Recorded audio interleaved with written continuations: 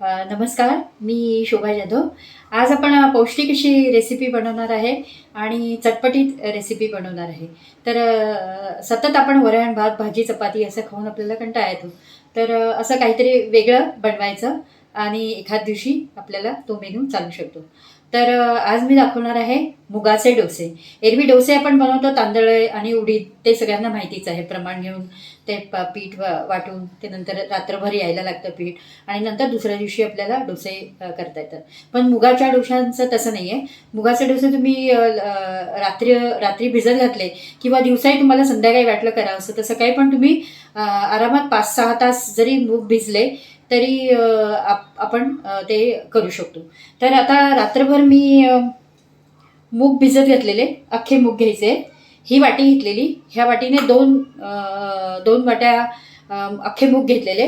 तर ते भिजून जास्त होतात. तर त्यामुळे असे छान असे भिजलेले बघू शकता. ते आता छान रात्रभर मी भिजत घातलेले. तर आता 2-3 पाण्याने आपण स्वच्छ धुवून घेणार आहोत. त्यानंतर मला साहित्य लागणार आहे 4 ते 5 मिरच्या, हिरव्या मिरच्या, कमी तिखट हवं असेल तर मग थोडीशी एक लवंगी मिरची ॲड करायची. तर मी 5 मिरच्या घेतलेल्या आहेत. एवढी सारी कोथिंबीर घेतलेली आहे. 10 ते 15 लसणाच्या पाकळ्या घेतलेल्या आहेत, सोलून घेतलेल्या आहेत. त्याच्या व्यतिरिक्त मला लागणार आहे चमचाभर जिरं, ते पण मी घेतलेलं आहे. नंतर मला लागणार आहे 1 टेबलस्पून मी चण्याचं पीठ घेतलेलं आहे आणि 1 टेबलस्पून मी आपलं तांदळाचं पीठ घेतलेलं आहे.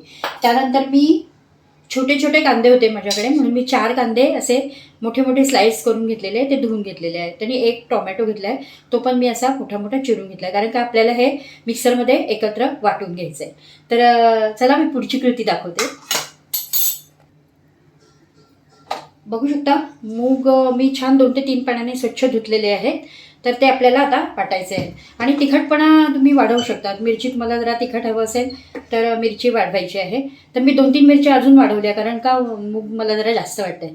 तर हे 2 आपण असे हाफ ऑफ करूया. मिक्सरचं मोठं भांडं घेतलं आहे, त्याच्यामध्ये आपल्याला हे आधी वाटायचं आहे.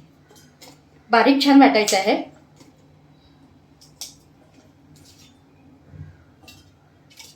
त्याच्यात कोथिंबीर, जिरं टाकलं आहे आणि लसणाच्या पाकळ्या.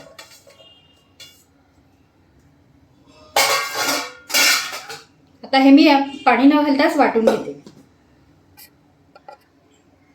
बघू शकता हे असं जाडसरच वाटून घेतलेलं आहे. आता पुढची स्टेप अशी आहे, ह्यातच आपण थोडेसे मूग वाटून घेणार आहोत.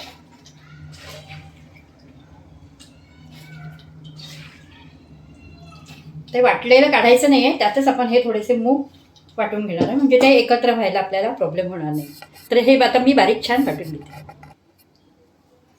यात आता आपल्याला थोडंसं पाणी घ्यायचं आहे, लागता लागता पाणी घालायचं आहे, खूप असं पाणी नाही घालायचं आहे आणि खूप छान बारीक वाटायचं आहे.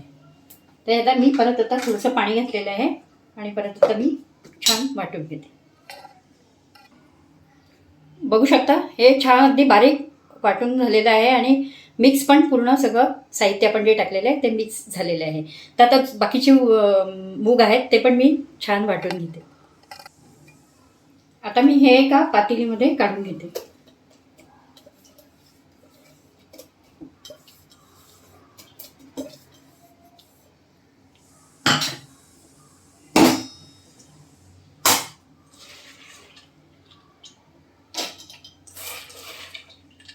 आता हे मी 2 भागामध्ये वाटून घेते. हे पण असंच ह्याच पद्धतीने छान वाटायचं आहे. बघू शकता ह्याच्यात थोडं पाणी घातलेलं, जे मुगाला भिजलेलं होतं ना तेच पाणी मी याला वापरलेलं आहे. हा एकदम बारीक अशी मी वाटलेली आहे. तर ते आपण सगळं मिक्स करूया. 3 भागामध्ये माझं वाटून झालेलं आहे.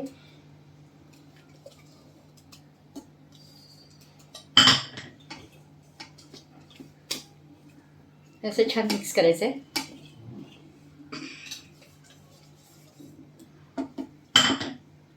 बघू शकता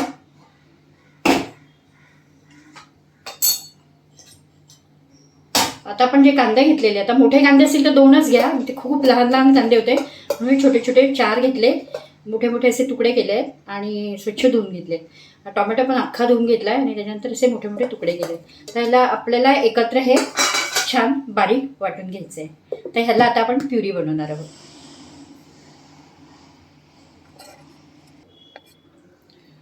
बघू शकता पूर्ण छान मी असं बॅटर तयार केलेलं आहे. त्याच्यानंतर हे बघा, हे एकदम फाईन वाटलेलं आहे मी कांदा आणि टोमॅटो. ते चिरून घातलं की कसं आपण डोसा टाकायला गेलं तर ते मध्ये मध्ये मध्ये येत राहतं. त्यामुळे हे असं पीठ आहे एकसंध होतं आणि चव पण छान येते. सगळ्या पिठाला त्याची चव मिळते.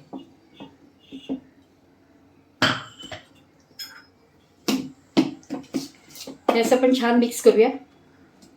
ह्याच्यामध्ये जाणार आपली तांदळाची पिठी 1 चमचा घेतलं आहे तांदळाचं पीठ आणि चण्याचं घेतलं आहे 1 चमचा. हे पण आपण छान आता मिक्स करणार आहोत. आता ह्याच्यात आपण अर्धा चमचा हळद टाकणार आहोत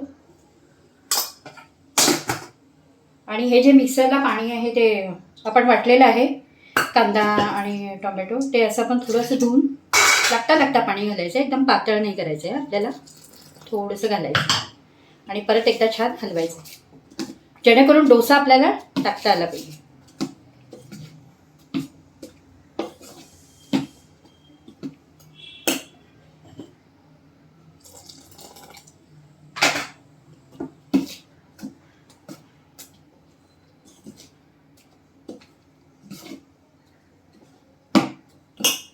याच्यात आता आपण चवीनुसार मीठ टाकणार.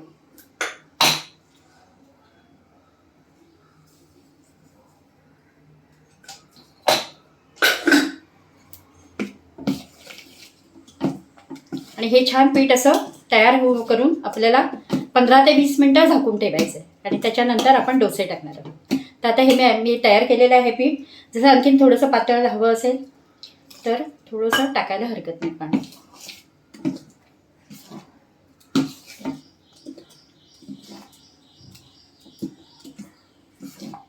ह्या टाईपमध्ये झालेलं आहे, बघू शकता. तर आता आपण झाकून ठेवूया 10 ते 15 मिनिटासाठी. आणि ह्याच पिठाच्या आपण इडली पण करू शकतो. म्हणजे आता बघा एवढं घट्ट असेल ना तर आपण तुम्ही इडलीच्या भांड्यामध्ये इडली आपण नेहमीप्रमाणे लावतो तशी लावू शकतो. आणि आपल्याला आता डोसे करायचे त्यामुळे अजून मी थोडंसं पाणी घालते.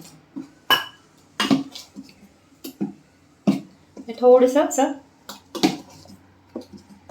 म्हणजे आपण इडल्या सुद्धा करू शकतो. 2 रेसिपी होऊ शकतात त्याच्यामध्ये. मुगाचा डोसा आणि मुगाची इडली. इडली करायची असेल तर थोडंसं घट्ट ठेवायचं पीठ आणि डोसे करायचे असेल तर थोडंसं पातळ करायचं. तर आता हे मी झाकून ठेवते 15 मिनटं. 15 ते 20 मिनटं झालेली आहे. आता मी हा तवा घेतलेला आहे, ट्रायप्लायचा तवा आहे.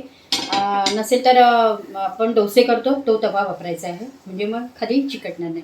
ह्याच्यावरती मी तेल टाकलं आहे, गॅस फास्ट केलेला आहे आणि हे तेल आपण आता असं सगळं तव्याला पसरवून घेणार आहोत.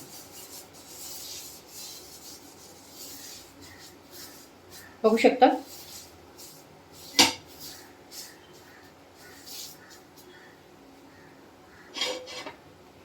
फक्त डोसा टाकताना गॅस कमी करायचा. बघू शकता छान कुक झालेलं आहे. वरतून आपण थोडं तेल सोडूया याला आणि असं टर्न करूया. याला पण ह्या साईडने पण छान शिजू द्यायचं. बघू शकता छान जाळी पण पडलेली आहे आणि खालचा भाग पण 1 ते 2 मिनिटं आधी शिजू द्यायचं. घाई करायची नाही आहे, नाही तर मग चिकटतं. गॅस मीडियम केला आहे मी. थोडं आपण असं ते तेल टाकूया.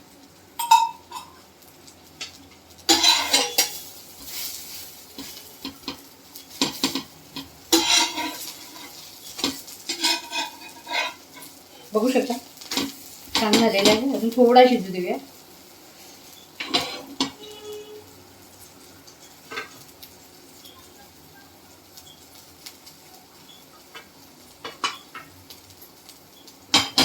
त्याला आपण एका प्लेटमध्ये काढून घेऊ.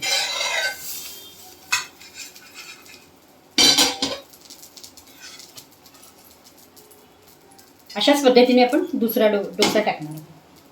थोडंसं तेल, गॅस कमी ठेवायचा डोसा पसरवताना.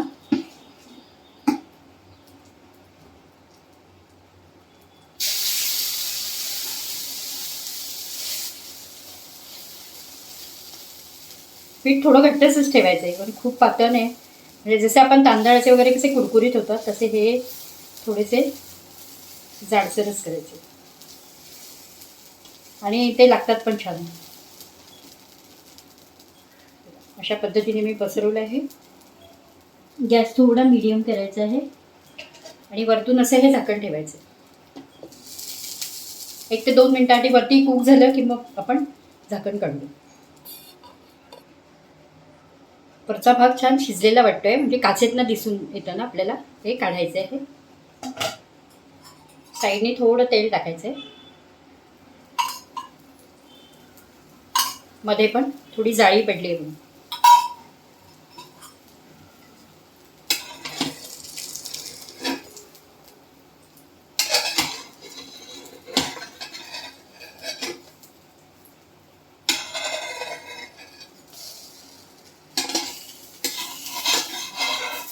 असं टर्न मारणार, थोडंसं दाबायचं आहे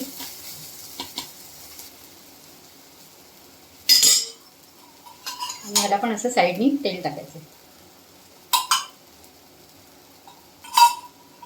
आता आपण झाकण नाही ठेवायचं आहे, गॅस मिडियमच ठेवायचा आहे आणि थोडंसं 1 ते 2 मिनिटांसाठी कुक करायचं. बघू शकता दोन्ही साईडने छान शिजलेलं आहे. हे बघा, ही साईड पण छान शिजलेली आहे, खरपूस असं भाजलं गेलं आहे. आता हा सुद्धा डोसा आपण ताटलीत काढून घेऊया.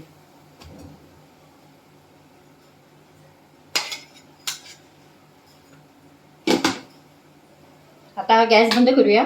बाकीचे डोसे मी टाकते जसे जसे खायला लागतील तसे. हे आता माझ्यापुरते झालेले आहेत आणि